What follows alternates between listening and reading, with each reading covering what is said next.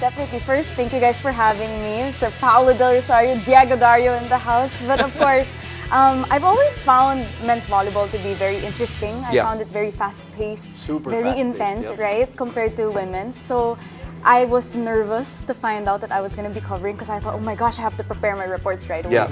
But what I like about it is that I get to tell the stories of these players because you guys don't get to hear that much about it. Yeah. So that's what I love about Spikers Turf so much. And talking about stories, we had Army actually the other day here in the Yes. game. And what can you say about their team? Some of them, they've been together for a really long time. Yeah. A really long time. I was able to talk to their head coach and they said that they've been together since 2009. Wow. Yeah. Which is a lot, no need to practice chemistry anymore. They know each other so well, and since 2015 as well. And according to the head coach, they've been having a hard time with the schedule, but since they have the passion for volleyball, it wasn't that hard to really look for inter-barangay leagues to Yeah. join or once-a-week trainings because the Army actually is blessed to have facilities given to them.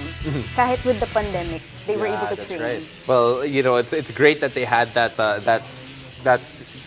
facility to really help them out kasi syempre Exactly. mahirap. When you look at volleyball in general, I think they're the most GV athletes out there. They're I would very agree. I would happy. agree, yep. But this Army team is also really GV to another level that you had to notice it. Yeah, oh my gosh, guys, share ko lang.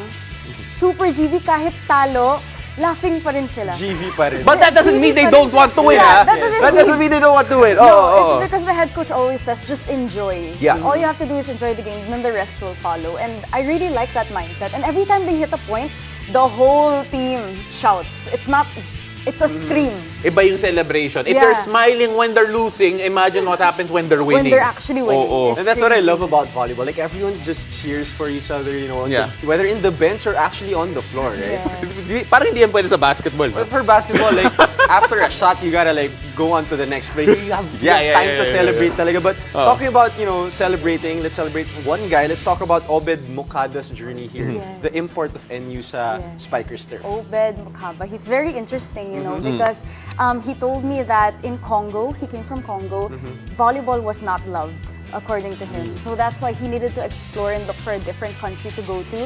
So he voluntarily went to the Philippines Wow. to look for a team. And luckily, NU had a spot for him. And Yeah. I think he's doing a really good job with his blocks. He's amazing. He's Yeah. really good with his attacks as well. Yeah, he looks different physically in the sense that he has the length that really stands out. And, Athletic as well. yeah, very, Super very Exactly. athletic. I've seen him in action, and syempre he complements yung young core Yes. ng NU. Aiyana, we have a bit of time here. Of course, what's the biggest thing that surprised you throughout this journey so far? Kasi syempre, again, a sport you're sort of familiar with, but in a different way. At the same time, first time with us here Yes. with the Signal team. Oh my gosh, the biggest thing?